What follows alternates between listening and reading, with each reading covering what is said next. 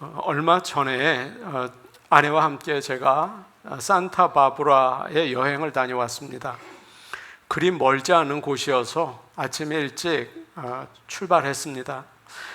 먼저 사람들이 자주 간다는 비치 옆에 있는 식당에 가서 가벼운 아침 식사를 하고 비치를 따라서 한참 걸었습니다.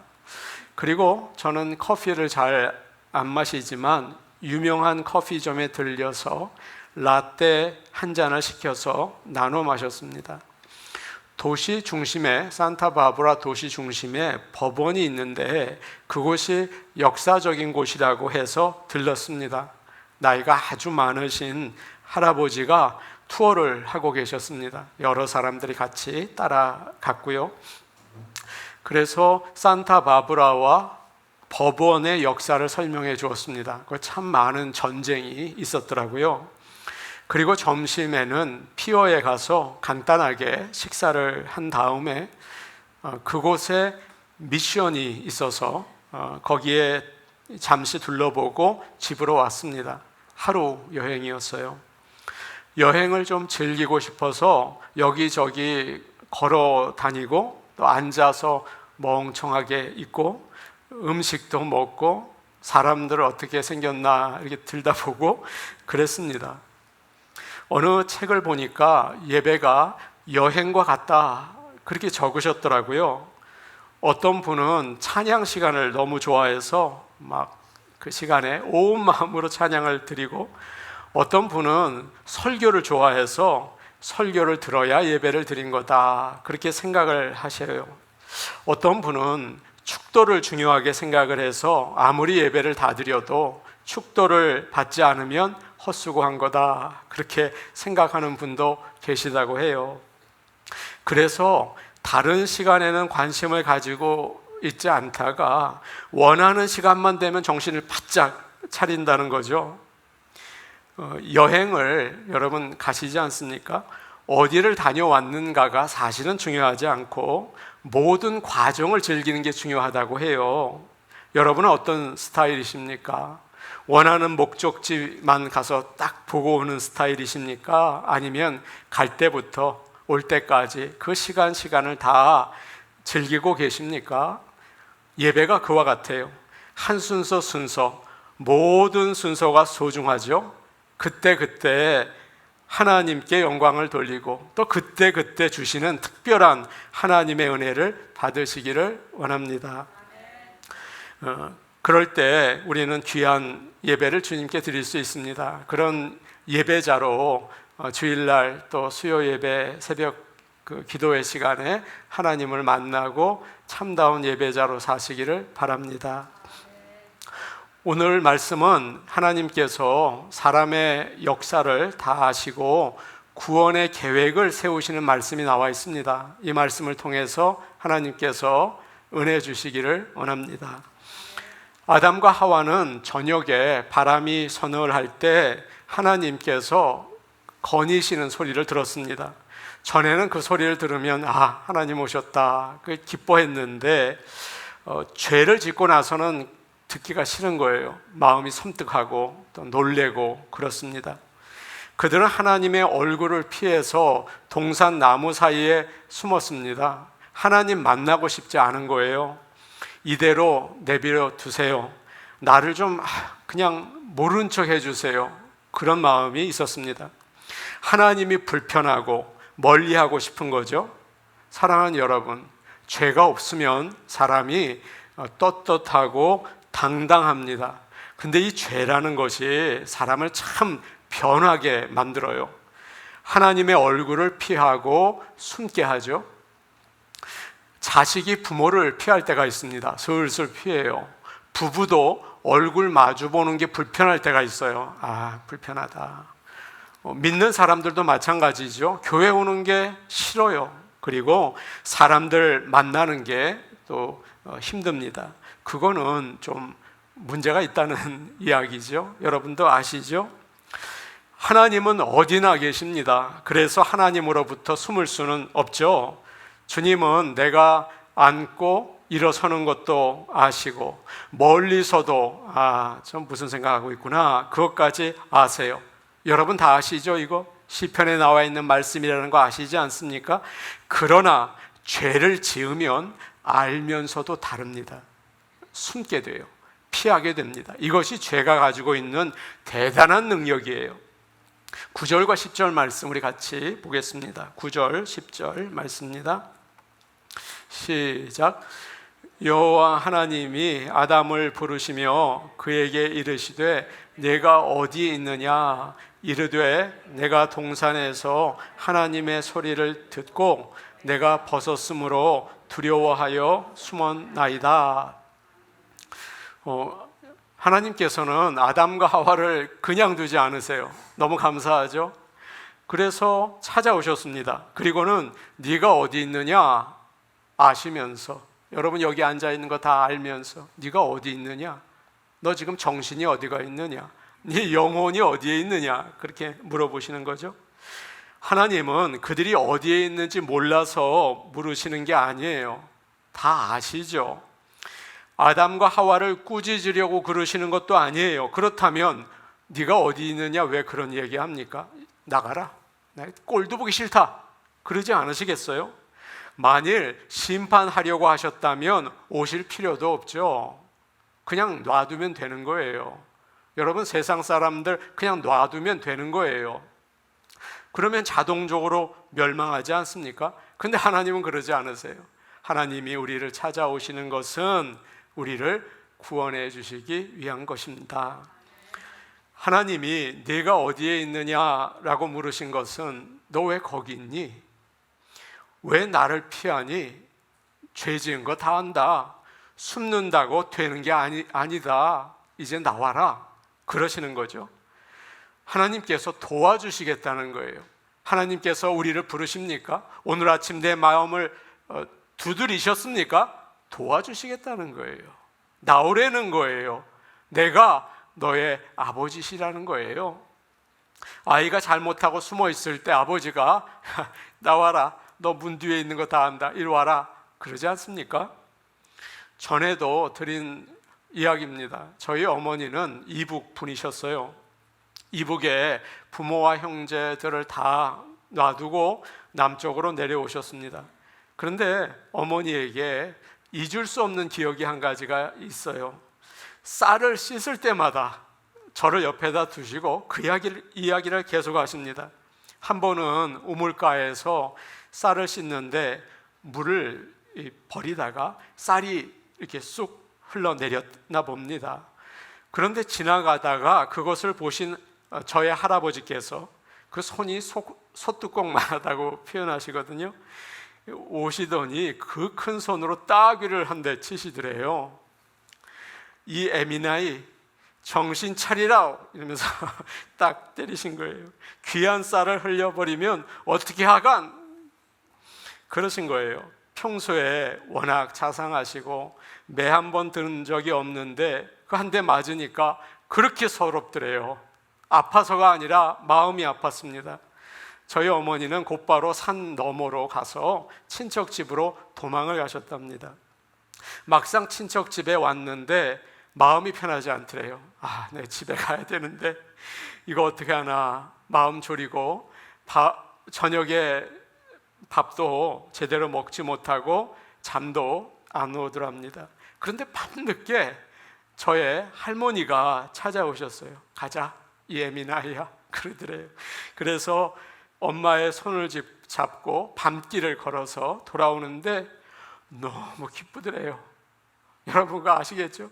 너무 엄마가 고맙더래요. 그리고 집으로 가는 그 마음이 너무 좋았어. 이렇게 쌀 씻으면서 저 옆에 두고 그 얘기를 해주셨습니다.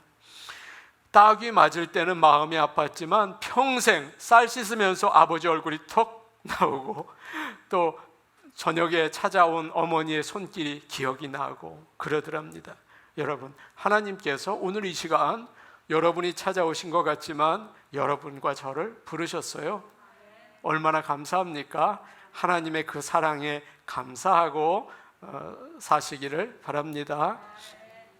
하나님은 내가 어디 있느냐라고 하시면서 아담에게 그의 영적인 상태를 물으셨어요. 그래서 자기를 돌아보고 깨닫게 하십니다. 혹시 우리가 죄를 짓고 아무 잘못도 안 한 것처럼 하나님을 피해서 숨어 있지는 않습니까? 오늘 예배는 나왔는데 마치 아무 일도 없는 것처럼 얼굴에 웃음 가득히 나와 계시지는 않습니까?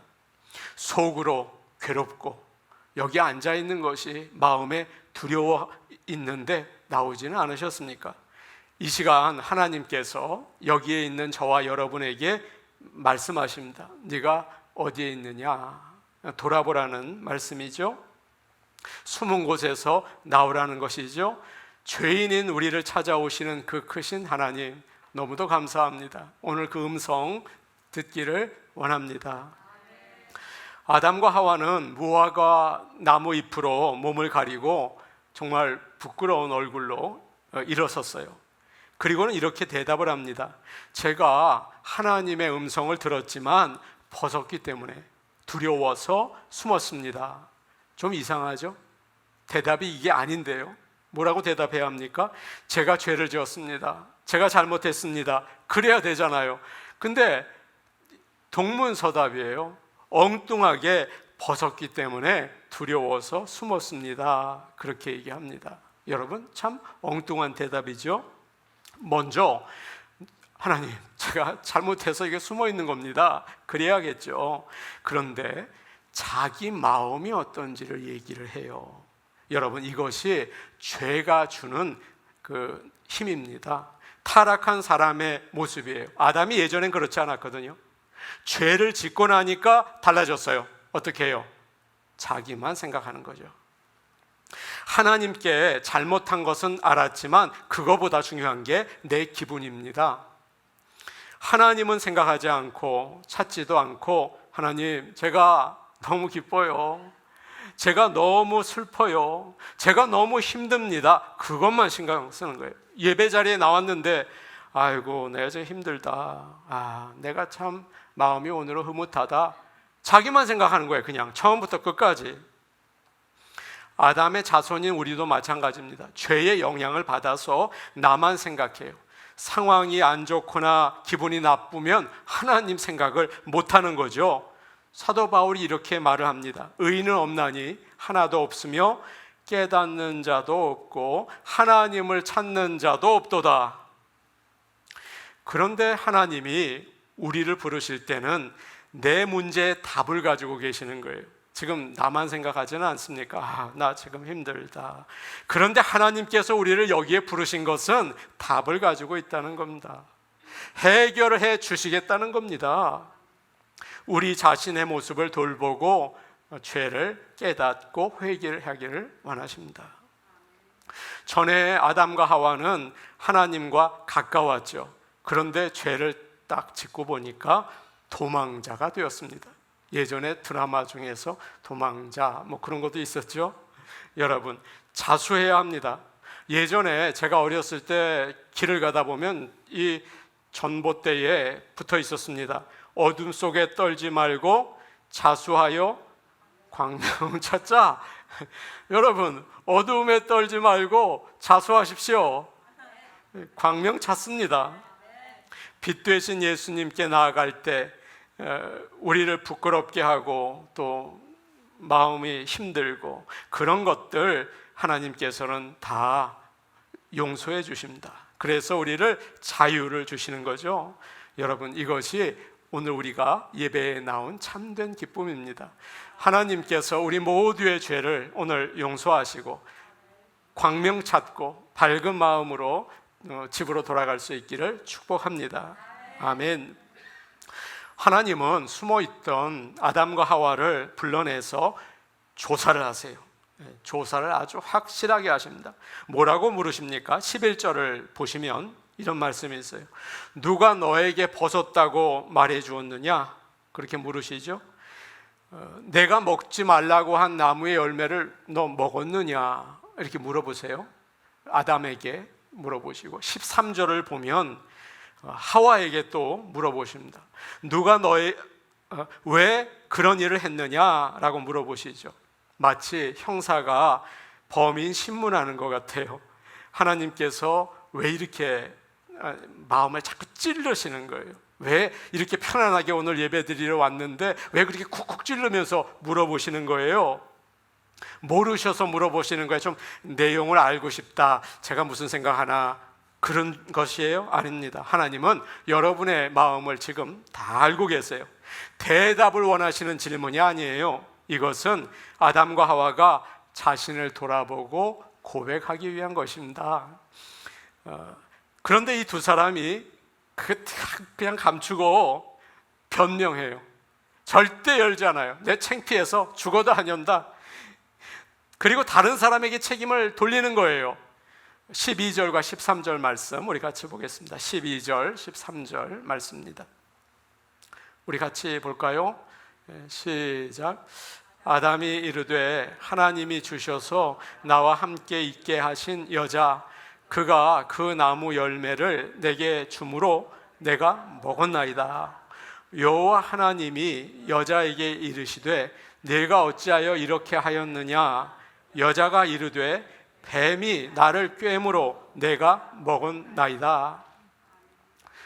예, 제가 먹었습니다. 하나님의 말씀을 어겼습니다. 잘못했습니다. 용서해 주십시오. 그러면 성경 짧아지겠죠. 거기서 끝나는 거예요. 그런데 뭐라고 합니까? 아담이 하나님께서 저에게 함께 살라고 짝지어 주신 여자가 줬습니다. 제가 먹었습니다. 자기가 먹기는 했지만 여자 때문이라는 겁니다. 그 책임을 하와에게 돌리고 있죠.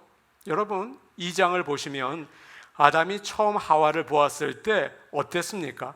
야, 이는 내 뼈 중에 뼈요 살 중에 살이라, 내 정말 사랑하는 배필이구나. 둘이 하나가 되어서 딱 붙어서 행복하게 살았어요. 그러나 죄를 지으면 사람이 달라집니다. 정신적인 병이 생겨요. 그래서 하나님, 이 여자 때문입니다. 나는 잘못한 게 없는데 그냥 잔소리를 해서 내가 먹었습니다. 그런 거예요. 너무 비겁하지 않습니까? 여러분, 죄는 비겁합니다. 두렵거든요. 잡힐까 봐. 죄는 항상 비겁하게 만드는 거예요. 거기서 멈추지 않습니다. 그 여자는 결국 하나님이 주신 여자 아닙니까? 그러니까 하나님 잘못이죠. 그러고 있어요. 하나님께까지 책임을 돌리는 거예요. 자기가 죄를 지은 게 아니라 하나님께서 죄짓게 만드셨다는 거예요. 하와도 마찬가지입니다. 죄는 이렇게 우리의 생각을 마비시켜서 병들게 만듭니다. 두렵고 부끄러운 나머지 내가 잘못한 것을 다 다른 사람 탓이라고 원망하게 만들죠. 죄를 인정하고 고백하면 해결이 됩니다. 죄가요, 사라지는 능력이 있어요. 그러나 끝까지 감추면 죄가 사라지지 않습니다. 나를 붙잡고 늘어지는 거예요. 이것이 죄의 특성입니다. 죄는 오픈하면 사라지는 그런 특성을 가지고 있어요. 하와도 마찬가지죠. 자기의 잘못을 인정하지 않고 뱀이 나를 속여서 내가 먹었습니다 라고 대답을 해요. 맞죠? 뱀이 유혹한 것이 사실이죠. 그러나 아담과 하와가 안 먹겠다고 하는데 억지로 입에다 넣어주었습니까? 아니잖아요. 자기들이 먹어보고 싶어서 먹은 거 아닙니까? 그 열매 먹으면 하나님처럼 된다니까, 아 정말 그런가 해서 먹은 거 아닙니까? 그런데 이제 와서 죄라는 것이 자기를 합리화시키는 거예요. 아닙니다. 그래요. 아담과 하와가 한 말을 여러분 다시 우리 한번 볼 텐데 아주 재밌습니다. 똑같은 말로 끝이 나요. 12절을 보니까 아담이 이렇게 말하죠. 그 여자가 그 열매를 내게 주므로 끝이 어떻게 됩니까? 내가 먹었나이다 그래요. 13절을 보면 하와도 그래요. 뱀이 나를 꿰므로 내가 먹었나이다. 둘 다 내가 먹었대요.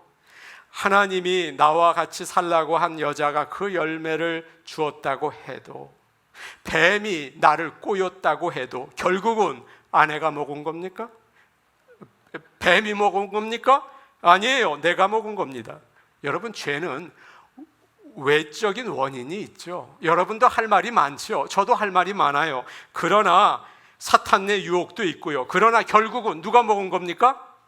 내가 먹은 거예요. 우리는 그걸 인정해야 하는 것입니다. 오늘날 많은 사람들이 아담과 하와처럼, 오늘날은 특별히 더 그래요. 요즘에는 그게 아주 강합니다. 내가 잘못한 것이 아니라 다른 사람 때문에, 환경 때문에 어쩔 수 없었습니다. 그렇게 얘기를 하죠. 하나님이 나에게 강한 성격을 주셔서 사람들에게 자꾸 화를 내고 그리고 싸웁니다. 제가 그런 게 아니라 제 DNA 때문에 그럽니다. 부모가 가난하고 선생님들이 잘 못 가르쳐서 제가 공부를 못했습니다. 제가 외롭게 살다 보니 그 사람을 만나니까 유혹을 이기지 못하고 간음을 했습니다. 이렇게 여러 문제의 원인을 환경이나 다른 사람에게 돌리죠. 그 결국은 하나님께 원망하는 것입니다. 한 아이가 친구의 지갑을 훔쳤습니다. 그래서 엄마가 혼을 냈어요. 야, 너 그런지 누구에게 배웠니? 그러니까 이 아이가 하는 말이, 엄마가 용돈을 안 주니까 그렇지, 엄마가 나에게 돈을 줬으면 내가 왜 훔쳤겠어? 라고 하는 거예요. 이 아이는요, 큰일 났어요. 자기 잘못을 모르고 엄마 탓을 하고 있어요. 예수님을 믿는 한 여인이 믿지 않는 남편과 결혼을 했습니다. 남편을 위해서 열심히 기도하고 잘해줬는데 결혼한 지 오래 지났지만 변화되지 않는 거예요. 실망을 했습니다. 그래서 이 아내가 카운셀러를 만나러 갔습니다. 만나서 속에 있는 이야기를 하는데 그 남자가 잘해주는 거예요. 잘생기고 또 칭찬을 해줘요. 잘못이 아닙니다. 그리고 얼마나 따뜻하게 해주는지 다음에 갈 때 예쁘게 하고 갔답니다. 화장도 하고 향수도 뿌렸어요. 그 남자와 가까워졌습니다. 그 여인의 가정은 엉망이 되었습니다. 나중에 그 여인이 목사님을 찾아와서 화를 내면서 얘기를 하더래요. 목사님, 저는 하나님께 우리 가정을 잘 인도해 달라고 기도했는데 왜 그렇게 나쁜 사람을 만나게 했습니까? 라고 이야기를 하더라는 거죠. 사랑하는 여러분, 우리는 아담과 하와의 아들과 딸들입니다. 그래서 내가 잘못하지 않았다, 다른 사람의 잘못이다, 사탄이 나를 유혹해서 그렇다, 하나님이 이런 환경을 주셨다라고 하면서 나는 죄인이 아니라 피해자라고 얘기를 해요. 이것이 오늘날 세계의 모습입니다. 그러나 성경은 그렇게 얘기하지 않아요. 야고보서 1장 14절과 15절 말씀을 보시면 이런 말씀이 있습니다. 각 사람이 유혹을 받는 것은 자기 욕심에 끌려 미혹됨이니. 그 다음에는 여러분이 잘 아는 유명한 말씀이 나오죠. 욕심이 잉태한 즉 죄를 낳고 죄가 장성한 즉 사망을 낳느니라. 죄는 우리 마음부터 시작이 됩니다.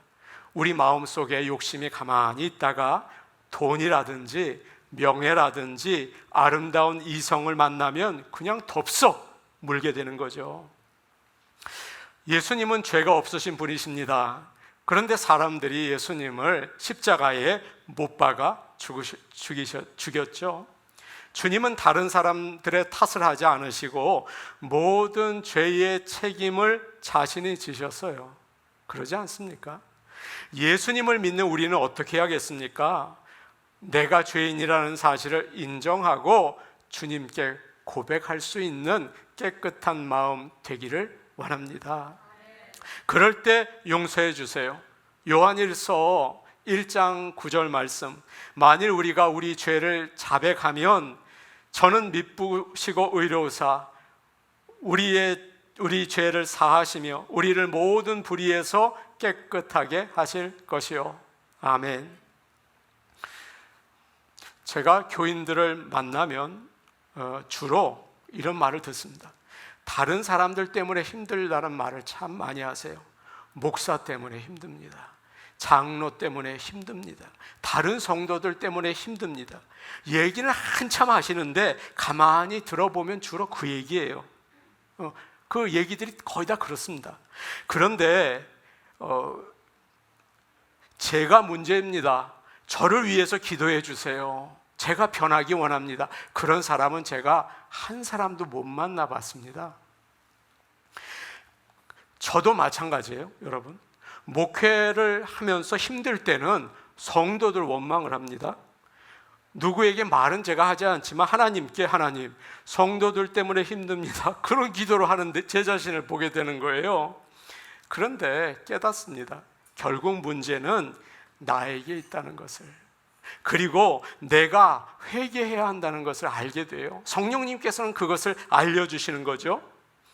교회를 위해서도 열심히 기도하십시오. 저도 열심히 기도합니다. 그러나 정말 안타깝게 기도해야 하는 것은 내 자신이에요. 다른 사람들은 하나님이 만든 피조물들이에요. 그렇게 살아가게끔 만드셨어요. 문제는 내 안에 있는 죄인 거죠. 우리는 살면서 잘못을 많이 합니다. 조심해도 넘어질 때가 많아요. 그럴 때 하나님, 잘못했습니다, 나의 죄를 인정하고 나갈 수 있는 저와 여러분 되기를 축복합니다. 아멘. 하나님은 그런데 오늘 말씀을 보시면 뱀에게는 아무것도 묻지 않으세요. 곧바로 저주하십니다. 이렇게 말씀하시죠. 너는 배로 기어다니고 평생 흙먼지를 먹고 살아야 한다. 전에는 서서 다녔는데 저주를 받고 배로 기어다니게 됐다는 말인가요? 그거 잘 모르겠어요. 여러분, 예전에 미술 작품들을 보면 그 창세기 작품들이 나오는데 뱀이 서서 그 하와와 이야기를 합니다. 아, 그래서 그런가? 확실히 알지 못하겠어요. 그러나 분명한 사실은 전에는 고개를 들고 당당하게 이 뱀이 사람과 이야기를 나눴다는 거예요. 그러나 이제는 얼굴을 땅에 대고 기어다니게 됐어요. 사실 뱀은 흙을 먹지 않는답니다. 왜 이런 말을 할까요? 평생 흙을 먹어야 한다. 이 말의 뜻은 사람을 피해서 떳떳하지 못하게 사는 비참한 신세가 된다는 거예요. 여러분, 죄가 그래요. 죄의 특징은 사람을 피해서 떳떳하지 못하게 지내게 됩니다. 고개를 숙이게 되죠. 죄를 져 보십시오. TV에서 죄진 사람 묶여 있고 고개를 숙이고 얼굴을 피하고 있지 않습니까? 그러나 하나님의 말씀을 따라 살면 생육하게 됩니다. 아멘. 번성하게 됩니다. 아멘. 땅에 충만하게 됩니다. 하나님의 말씀입니다. 15절 말씀 우리 같이 보겠습니다. 15절 말씀이에요. 같이 보십니다. 시작. 내가 너로 여자와 원수가 되게 하고 내 후손도 여자의 후손과 원수가 되게 하리니 여자의 후손은 내 머리를 상하게 할 것이요 너는 그의 발꿈치를 상하게 할 것이니라 하시고, 하나님께서는 뱀이 여자와 원수가 되고 뱀의 후손이 여자의 후손과 원수가 되겠다, 그렇게 말씀하십니다. 이 말씀은 좀 전에 거와는 다릅니다. 네가 배로 기어다니겠다, 그것은 뱀에게 하신 저주라면 이것은 사탄을 향한 저주입니다. 그러나 이 말씀은 동시에 메시아가 오신다는 축복의 메시지이기도 합니다. 여자의 후손이라는 말이 나오는데 여기서 이 여자라는 말은 한 여자를 가리킵니다. 단수예요. 후손이라는 말이 나오는데 많은 사람을 가리키는 복수가 아니라 단수입니다. 한 남자를 가리키고 있습니다. 무슨 뜻일까요? 여자는 마리아이고 여자의 후손은 마리아에게서 태어난 아기 예수 그리스도를 가리킵니다. AD 2세기경에 저스틴 마터와 이레니우스가 처음 이렇게 해석을 한 이후에 교회는 그것을 믿고 있습니다. 보라, 처녀가 잉태하여 아들을 낳을 것이요 그 이름을 임마누엘이라 하라. 하나님이 우리와 함께 하신다. 그리고 뱀의 후손은 마귀 사탄을 가리키죠. 그래서 이 창세기 3장 15절 말씀을 가리켜서 첫 번째 복음이라고 하는 것입니다. 하나님은 아담과 하와가 선악과를 따먹고 죄를 지었을 때, 우리가 죄 가운데 있을 때 미리 그 아들 예수 그리스도를 이 땅에 보내서 우리들의 죄를 용서하시고 구원하실 것을 계획하신 사랑의 하나님이십니다. 아멘. 하나님은 사람이 죄를 짓는 순간부터 구원을 준비하세요. 우리를 찾아오세요. 하나님께 나오시기를 바랍니다. 예수 그리스도를 믿으시기를 축복합니다. 여자의 후손은 내 머리를 상하게 할 것이요 너는 그의 발꿈치를 상하게 할 것이다. 무슨 뜻일까요? 사탄이 예수님이 오기 전부터 작전을 피우는데 예수님이 그의 백성을 구하지 못하도록 방해를 합니다. 헤롯 왕을 통해서 아기 예수님을 죽이려고 많은 아기들을 죽게 하죠. 종교 지도자들이 예수님을 쫓아다니면서 자꾸 비난을 하죠. 가룟 유다가 배반을 하게 하죠. 결국 붙잡아서 십자가에 죽게 했습니다. 모두 주님의 발꿈치를 상하게 한 사탄의 공격이에요. 그러나 예수님은 십자가를 지시고 죽으셨다가 부활하셔서 사탄의 머리를, 저는 이런 표현을 쓰고 싶어요, 박살 내셨습니다. 아무리 사탄이 돌아다니며 우리를 죄와 죽음으로 끌어가려고 해도 예수님을 믿는 그의 백성은 구원을 받는 것입니다. 예수님을 믿는 사람은 승리하고 마귀는 멸망당합니다. 전쟁은 끝난 겁니다. 사탄은 주님 앞에서 아무것도 아닙니다. 그래서 하나님은 우리에게 강하고 담대하라, 아무도 너를 막을 자가 없다 라고 이야기하죠. 때로 사탄이 우리의 가정을 흔듭니다. 우리의 교회를 아주 어지럽힙니다. 그러나 우리가 깨어서 기도할 때, 우리가 하나님의 전신갑주를 입고 함께 찬양하며 기도하며 예배자로 우뚝 설 때 싸워서 이길 줄로 믿습니다. 여러분의 가정도 마찬가지입니다. 예수님을 주로 믿고 주님으로 삼고 예배하는 자, 기도하고 찬양하는 자로 거듭나서 승리하시기를 주의 이름으로 축복합니다. 아멘. 우리 같이 기도하겠습니다. 은혜로우신 하나님 아버지, 감사를 드립니다. 우리가 죄 가운데 있어서 두려워하고 부끄러워서 나무 뒤로 숨고 무화과 나무 잎으로 가리고 이렇게 있을 때 하나님께서 찾아오셔서 내가 어디에 있느냐라고 물으시고 우리의 죄를 돌아보게 하시며 주님 앞에 나오게 하시니 감사합니다. 그리고 여자의 후손을 통해서 우리가 이기게 하시니 감사합니다. 예수님을 나의 구주와 또 나의 주인으로 믿고 사는 저희가 되게 하여 주시고 승리자 되게 하여 주시옵소서. 우리의 가정과 일터와 이 교회와 이 나라를 주님께서 붙잡아 주셔서 예수님을 믿고 나가게 하옵소서. 예수님의 이름으로 기도하옵나이다. 아멘.